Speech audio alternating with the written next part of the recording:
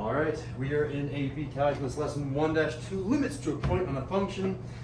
Alden, what is our objective today? Evaluate limits when when plugging in fails. Exactly, that is our AP English student right there. When we plunge into a function, what do you do? Today we're having our first thing on our speed sheet, so if we want to come back all the way over here, speed sheet. We're going to be doing this thing today. This indeterminate limit. This is going to be, like, eventually we're going to get through all of these through the unit, and you are responsible for having these memorized. There's going to be a bunch of these for every single unit. Today is our first speed sheet information. All right. So let's see if you guys remember how to do your basic graphs from Algebra 1 and a little bit of Algebra 2. Mainly Algebra 1 though. I want everyone right now to graph a linear function, and specifically this f of x, which is x plus 2. I'll give you guys 30 seconds. Try to graph it.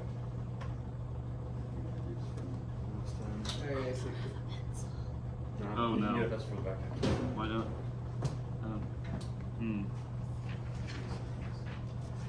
I should know this.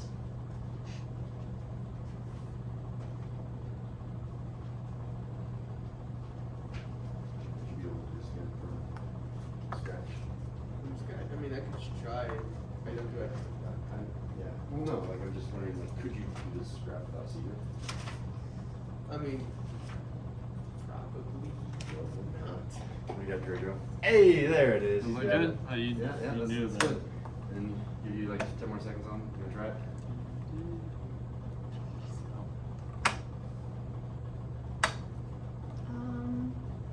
Okay. I don't Not know. quite, not quite. All right. So the way that you graph linear functions is you first graph the y-intercept. Plus 2 means our y-intercept is positive 2. We make a point at positive 2, and then we use the slope, which is hidden information. It's a hidden 1 over 1 out in front of the x. In fact, I'm going to leave that on here. It's 1 over 1x, which means I'm going to go right 1, up 1, right 1, up 1, right 1, up 1, right 1, up 1, like these staircase.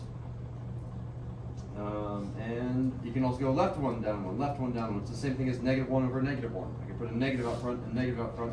That's the same thing. And then we can make a line that goes through those points, and don't forget to have arrows at the end of your line to let you know it goes on and on forever. Perfect. We will be returning to that function in a sec. Let's go ahead and see if you guys remember how to graph a quadratic function. This g of x is equal to x squared minus 1. Give that your best shot. Ooh, good job. She's got the y-intercept. Let's see.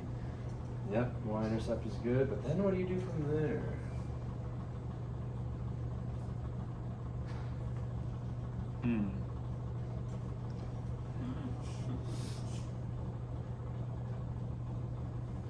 So again, if you are totally lost on any sort of graphing, because you're not remembering the shortcut, do it the long way. The long way is plug in and see what happens. If I plug in a 0, where am I on this line?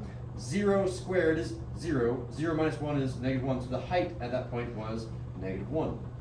Let's go ahead and plug in another value. Let's plug in the x coordinate 1 to figure out what the height is on this x line. So if I plug in 1, 1 squared is 1, and 1 minus 1 is 0. The height therefore must be 0.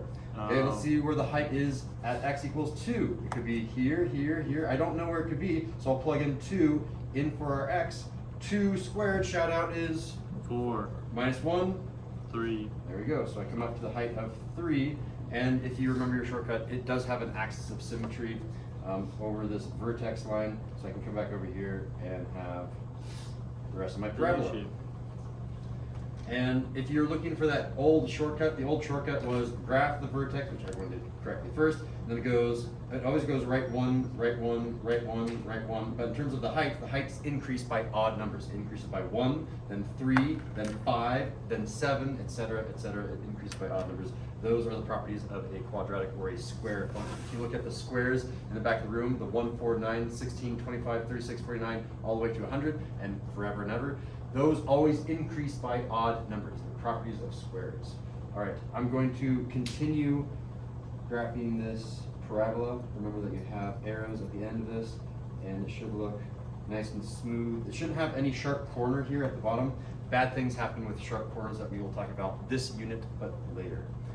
Wait, I'm a little confused because isn't 2 does, oh my god, this is really bad.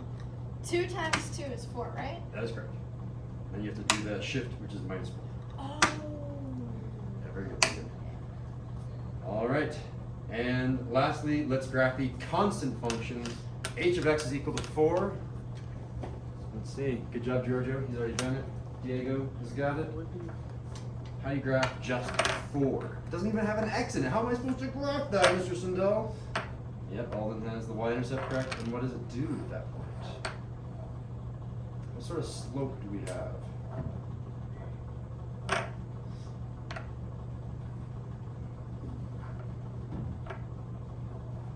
It's gonna be a y-intercept of 4, so let me graph this permanently, and it's gonna be a flat line through 4. And now we have the graphs of all these functions. So let's go ahead and review from yesterday. Let's go ahead and start with Diego. How do you read this thing? Let's see, as f. So you start with the limit. Sorry, I cannot wake up this morning. You're good. Alright, the limit of f of x as x approaches 1 from both sides. Ah, very good. I thought I was going to trick him. There's nothing there, so you do say from both sides. And let's go ahead and see if Diego will try to answer that. So as I approach 1, as I approach this x coordinate, what height do I seem to be approaching from the left and the right side? Trace. It is indeed trace. As you can see, if I trace from the left side, I get closer and closer to this height. As I approach from the right side, I get closer and closer to this height. They both seem to be approaching this height of 3. Is it the same as f of 1 is also 3? F of 1 is also 3. How do you interpret f of 1, Giorgio? F of 1 is 3. How do I say this thing? I mean, you write it as f of 1, but you say it as what? Some of our notes from yesterday. Suspect line? Yeah. Wait. Respect your notes if you don't remember. F of 1. Who's got this? The height F of at the height of 1. the- Sorry. Sorry, you go, you go. Someone say it. All in go. Oh, that's like- F at the height of 1. Close. The main thing is height at 1. The height at 1 of the function f, the height is 3. And the height is indeed 3 because where does this vertical barrier actually intersect the function? It actually intersects the function right here at 3. So perfect. These happen to match up. That won't always be the case, but in this case it did match up. All right, let's give this to Giorgio. How do you read this limit? Limit of g of x as x approaches 2 from both sides. Yeah, from both sides. And what is that, Giorgio? As I approach this 3. height, it is. So as I get closer and closer to this barrier of 2, this 2 is right here, I get closer and closer to this height of 3. Perfect, and that's both from the left and the right. It doesn't matter if I came from the left this direction or from the right this direction, I always approach a height of 3. All right, and then we'll give this one to Giorgio again. How do I say this thing, Giorgio? The height of g at 2? There it is. And what is the height of that function g at 2? 3. It is also 3, because again, where do I draw that vertical barrier? Where does it touch the function? It touches the function at the same spot. Excellent. And then, Alden, how do I pronounce this limit? The limit of h of x as x approaches -2 from both sides. As it approaches -2 from both sides. Very nice. So -2 is right there. I can draw my vertical barrier here. As I approach from the left, I seem to be approaching this height. As I approach from the right, I seem to be approaching this height right here. That height happens to be 4. 4, yeah. And what is the actual height? 4. It is indeed 4. All of these happen to match up, and that is because these were continuous functions. But here's the trick. Today, I'm not going to be giving you a graph. Today, I'm going to start pushing you towards purely an equation. Yesterday was very graphical. Oh, look, it seems to be not approaching the same height. Today, I'm only going to be doing algebra. So, what happens, this is the question now, what happens if I got rid of that graph and I only had that? Could you still tell me these two questions? And the answer is definitely. This is how you do it. You plug in this suspect point into our x. You say, okay, if I plug in 1 into the x, 1 plus 2 is 3. And this is the same thing, saying the same thing. You plug 1 into the function, or 1 into our x coordinate, 1 plus 2 is still 3. That's why these happen to match up, because plugging in was the same. You plugged in 2. When we plugged in 2 up into our x, 2 squared was, shout out, 4, and then minus 1 is 3. Yeah, you're just plugging in our suspect point, and we get our answer. Plugging in the suspect point of -2, there wasn't anything to plug it into. You can say this is plus 0x if you want to be pedantic, but you just had nothing to plug it into, so the answer is going to be 4 no matter what you do. So the shortcut here for whenever we have no graph is plug in the suspect point, plug in the height. You'll see how these will be different questions with piecewise functions. So let's go ahead and talk about piecewise functions. This is something that is supposed to be taught in Algebra 1, reviewed in Algebra 2, and maybe reviewed in pre-calculus a little bit, but it's mainly an Algebra 1 and Algebra 2 type of thing. And I should definitely be closing this door because school has started.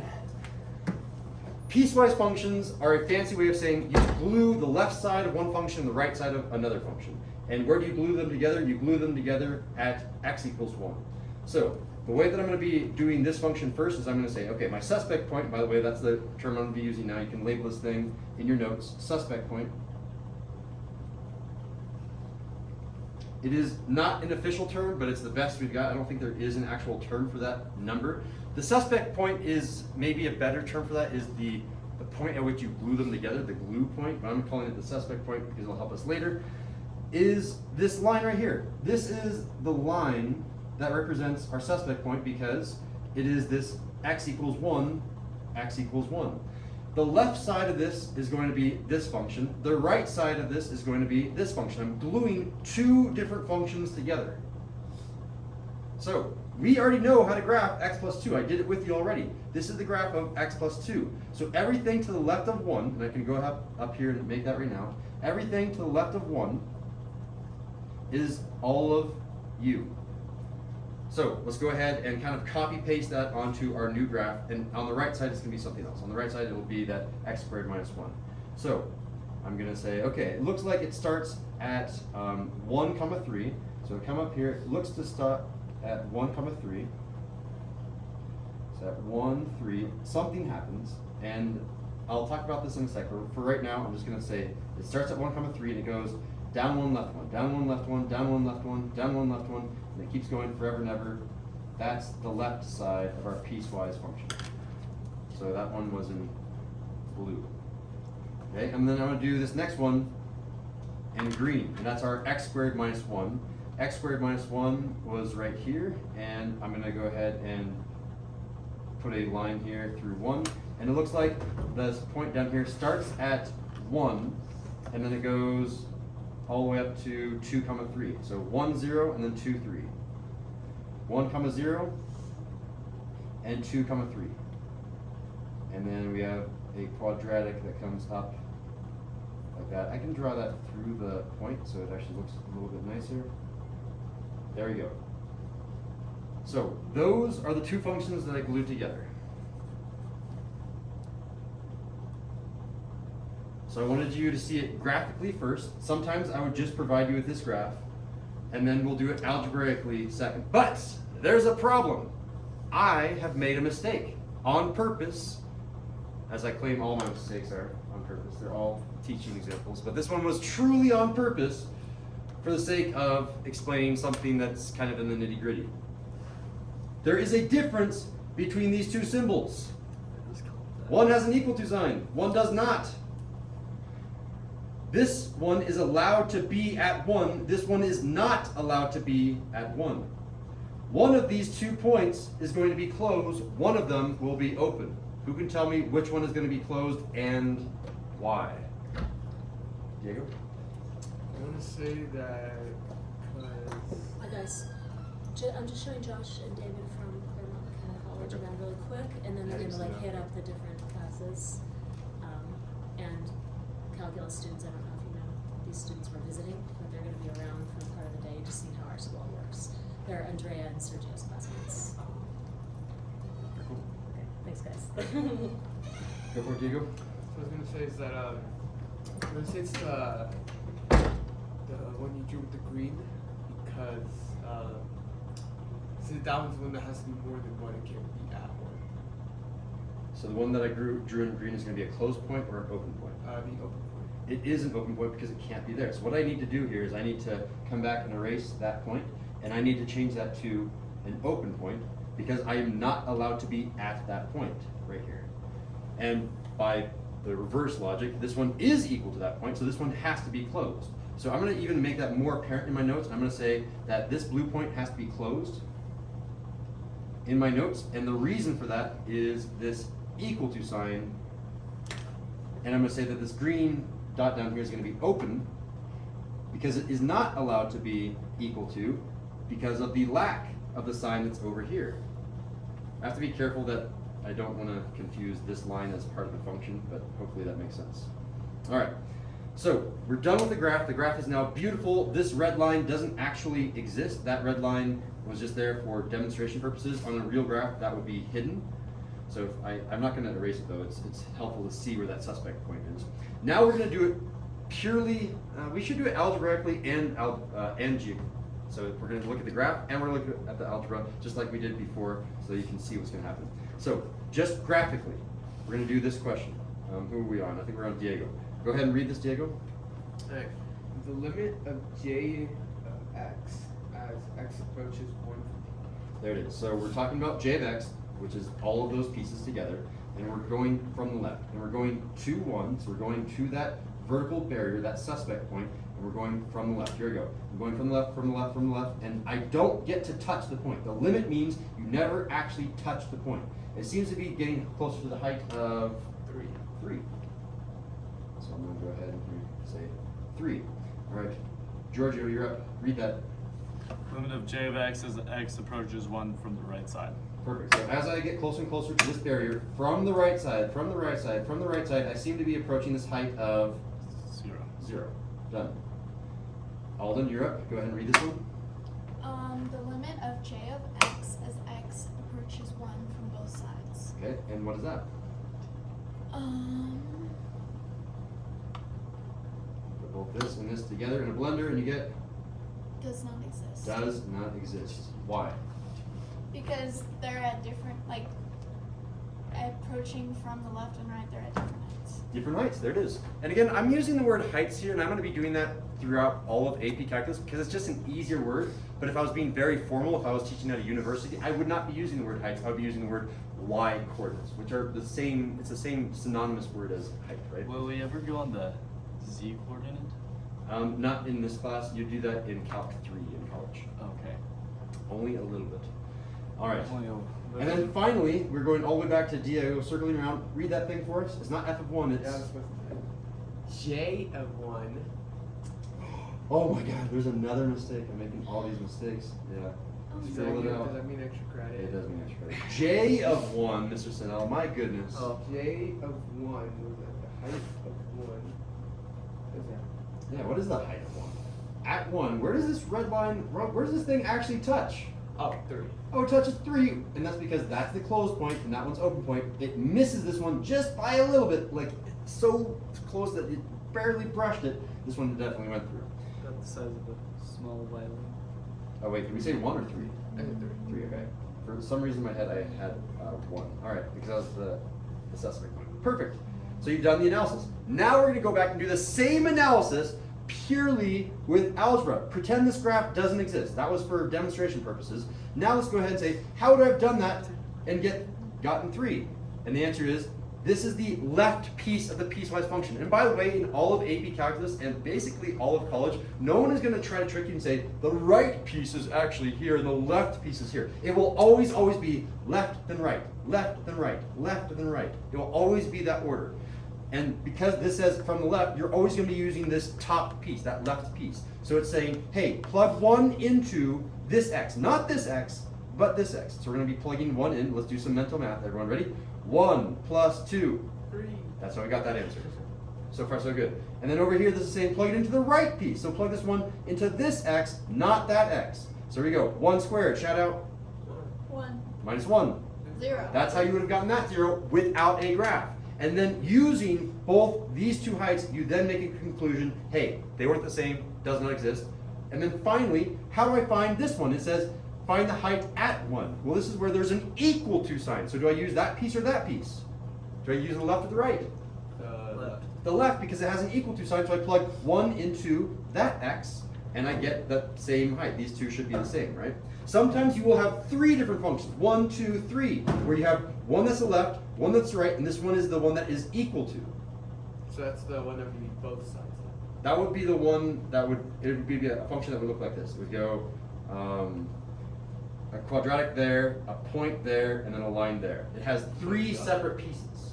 It can happen. They are much less common in AP calculus. All right, so I have a question. excellent time to ask. Okay, so if there is not an equal to sign, if they're both open Ooh. points, would then the height not exist? It does not exist, yes, and that I've only seen it a handful of times, but it does come up where you have no equal to sign here or here. Then this thing right here will be a DNE because the line never hit anything. That's a great question, and you answered it yourself correctly as well. Good job. Thank you. All right. So when plugging in fails, this is your first speed sheet question coming up right here. I've been telling you this whole time, hey, I'm starting to get goosebumps because like, oh, we're finally hitting speed sheet. I'm not even joking. Like, look at that. It's goosebumps. All right. So this is asking what happens when I plug in 2 to both sides of this gigantic rational function. Rational just means fraction, right? I have a fraction because there it is. Well, normally you just plug in 2. You plug in 2 to all of these 3 different x's and you get your answer.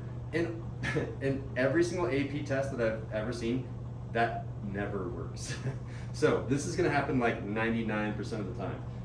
Let's see. What happens if I plug in 2? So I'm going to do this math for us. I'm going to get 2 squared minus 4 times quantity of 2. Again, I'm rewriting all of this equation, but instead of writing x, I'm writing 2. And then I'm going to write the plus 4. So I'll write plus 4. And that's all over. Okay, it's going to be x squared. So 2 squared minus 4. Okay.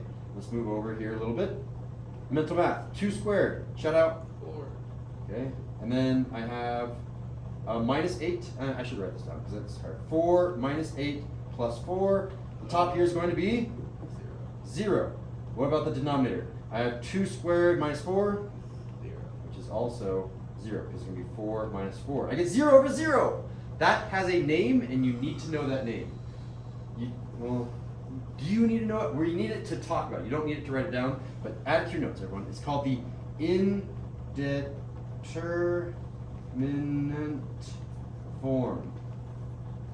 The indeterminate form is 0 divided by 0, and it happens most of the time when you have a limit of a rational function in AP calculus.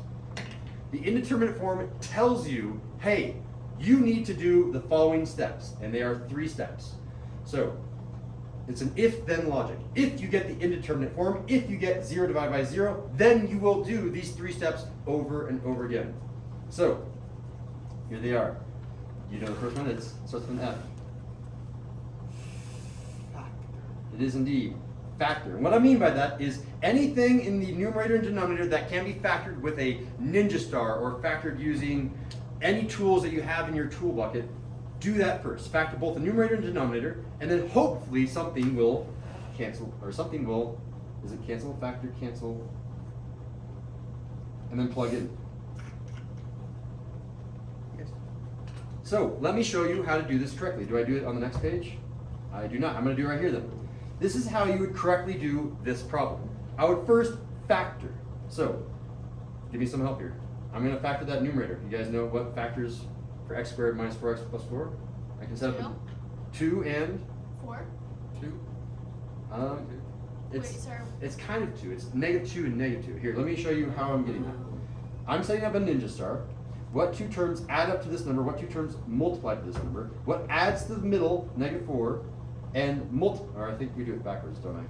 I usually put the plus down here. It doesn't really matter where you put them. What 2 terms add up to -4 and multiply to +4? And the answer is -2 and -2. If I multiply -2 times -2, I get +4. If I add -2 and -2, I get -4. So the answers are -2 and -2, which means my factoring gives me x minus 2 times x minus 2 in the numerator. The denominator is a little bit harder because there's no middle term. Do you guys remember how to factor a difference of squares? Do you put like the x plus 2 at the bottom? x plus 2 times, X plus B. not quite, it's not a square, it's a conjugate pair. Oh, X minus 2. X minus 2. Again, if you're confused on what I'm meaning by, oh, it's just a conjugate pair, oh, it's a difference of squares, here's what I really mean. Use a ninja star. I can use a ninja star for this one as well. So I'll do the same thing. I'll come down here and I'll say, what two terms, and I'm going to rewrite this as x squared plus 0x minus 4. I'm adding this 0x so that I know that my middle term, the term that adds up to, I'm going to come down here actually, is going to be 0. And they have to multiply to negative 4. Well, what two numbers here and here add up to 0? That means one of them has to be negative, the other one has to be positive of the same number because they add up to 0. What times 1 is 4? 2. 2. So technically it's a difference because there's a minus sign. That's a square because it says square there. 4 is a square because it's 2 squared. And the answer is x plus 2, x minus 2. I factored the numerator, I factored the denominator. Whenever you have a difference of squares, the answer is always a conjugate pair. Conjugate just means change the middles. One's a plus, one's a minus, and there's a pair of them because there's 2 of them. I'm explaining all of these terms. You don't necessarily need to know them. You just need to know how to factor these things. I've done step 1, check. I now need to do step 2. What do you see the same? Giorgio, what's the same thing in the numerator and denominator? They both have x minus 2. They both have an x minus 2, so I will cancel those same things. And then I'm going to do step 3, which is to plug in. What was I trying to plug in again? I tried plugging in 2, and I got the indeterminate form. Try it again now that's been canceled out. So 2 is going to go here and here. Let's see what happens. I'm going to get now 2 minus 2 in the top and 2 plus 2 in the bottom. I'm going to get 0 over 4, which is just 0. which is our final answer. The answer to this question is 0. After all this hard work, all of it. So I'm It's not just gonna get it, 0. and then you're like, oh, it's 0. It's 0. But sometimes the answer is 5/8 or a half or negative 3/7. It comes out to random things each time depending on the type of function. This one I gave you was particularly easy for your first intro to when plugging in fails. That's the first half of the notes. I have a question, then we're going to the backside. So is this gonna be on the AP test? Yes, definitely. It comes, this one tool when plugging fails probably happens at least 3 out of the questions on the entire AP test. Okay. Well, do we have enough time to do all of that? Yes, because you're gonna get Yes. really, really fast at factoring. Okay. I'll show you how fast it goes. Ready, set, we're gonna do 2 examples. Maybe All right. we should just make sure we understand it before we go fast. All right. Okay. No. No. Just Ready? do it fast. Mentally, things are gonna plug in and get 0, but let's just verify that. 0 squared plus 3 times 0 is 0. Done. All right, so the top is 0. Guess what the bottom is gonna be, guys? 0. Watch. 0 squared is 0, times 2 is still 0, minus 5 times 0 is still 0. Everything there is gonna be 0. We quickly verified it mentally. Everything's gonna be 0. Cool. So we're gonna factor, cancel, plug in. You guys need to say that with me. We're gonna say it like 3 times. Ready, set? Factor, cancel, plug in. Factor, cancel, plug in. You're good. Okay. You're gonna have to memorize that even by May. You'll have to come back and memorize this. All right. So I'm gonna factor the top. The top is missing a constant term, so this is even easier. This is just GCF. What's the greatest common factor between x squared and 3x? I can factor out an 3. X. x. I can factor out an x. If I factor out an x, what is left over? Anyone can shut this one off. 3x. The 3? I have a 3 and what? When I factor out Oh, x from x x. squared, I'm left with an x. Done. Top has been factored. That's just a GCF factoring. What about the denominator? What can I factor out down here? 2x? Can't factor out a 2 X. because this one doesn't have a 2 in it. Again, I can just, these both have a GCF of x. So I'm factoring out the greatest common factor, the GCF here. All I can factor out is an x. What's left over for that first term? 2x minus 5. Oh my god, Alden is just destroying this problem. All right, Alden, you are not allowed to speak on example number 2 because these kids need some more work, more practice. Hold on. Yeah, well, then isn't it I'm 3x lost on the now. bottom? Isn't it 3 x's on It's the bottom? 2x squared, 5x. Yes, so we originally had 2x squared, and we factored it out in x, meaning we divided by x. When I do that, x squared over x turns into just an x, leaving me with the 2 as well. Factoring out means I'm getting rid of one of these x's. Factoring out means I'm dividing each of these terms by the greatest common factor. Okay. You said I think I got that. Okay. This is probably, I would say, 60% of the time what happens on an AP test, it's just an x, or it's just an x squared. Something very trivial like that, and the numbers stay behind. Okay, what were our 3 steps when plugging in fails? When we get the indeterminate form, we do, Factor, cancel, plug in. plug. we did factoring, so we're on the Cancel. cancel. Oh, look, I can see what you cancel, it's right there. Boing, boing, the x's are the same, just cancel those things out. Okay, factor, cancel. Plug in. Wait, Plug can in. you cancel the x and then the 2x? That is a great question. Can you factor those things? Look at, you could cross that out and that out. No, because there's a plus and a minus. You could only cancel out things when they're being multiplied. This was being multiplied, this was being multiplied, so we have permission to cancel them out. That's perfect. Because to do a sanity check, right? Let's go ahead and check, is 1 plus 1 over 1 plus 3, what happens if we cancel out the 1s, right? Is this the same thing as 1 over 3? Is 2 over 4 the same thing as 1 over 3? No. No. You cannot cancel out when you have a plus sign or a minus sign, but you can when you have a multiplication sign. To verify that, just try out an example. If I do 2 times 3 over 2 times 5, can I cancel out the 2? Because up here we normally have 6 over 10. If we cancel out the 2, then I would get 3 over 5. Is 6 over 10 the same thing as 3 over 5? They are. You can punch it into the calculator. Both of them are 0.6. So you can only cancel out when you're having multiplication. All right. So we did factor cancel. We're going to be plugging. What am I plugging in? What number? Oh, I'm plugging in that suspect point. That 0 is going to go for this x and this x. So I'm going to get up here in pen. It's going to be 0 plus 3 over 2 times 0 minus 5. Negative 5. Which is going to be 3 over negative 5, which is our answer. See, I told you, the answer is not always 0. It happens to sometimes be 0, but not always. All right, that was a factor cancel plug-in. Let's check to see if we get the indeterminate form for example number 2. Let's plug in the negative 5 really quickly to the bottom. Oh yeah, we got 0. Very quickly on the top, negative 5 up here. 5 squared is Negative 10. No, wait, Wait, negative is that- 25. negative 5 squared. Negative 25. Ooh, careful. Oh, Negative wait, times no, a negative. positive 20. Positive 25. 25 plus 25 is 0. No. Oh, Oh, not 50. They said 50. 25 plus 25 is 50. So right now we have a 50. Guess what happens when we plug in the negative 5 over here though? See, it's gonna be 10 times Negative 50. 5, which is a negative 50. We're going to negative 50. The positive 50 and the negative 50 cancels out, leaving us with the indeterminate form 0 over 0. Again, the way that I do this is I mentally check, yep, we got the indeterminate form, which we will get 99% of the time, so you don't really need to check that. And now from there, we will do what 3 steps again? Factor, cancel, plug in. There it is, good job. So, let's go ahead and factor the bottom. Easy, done. It's still x plus 5. Let's factor the top. This one's gonna be a little bit harder. Let me set up my ninja star over here on the left. Ninja star, what 2 terms add up to 10 and multiply to 25? 5. 5 and 5.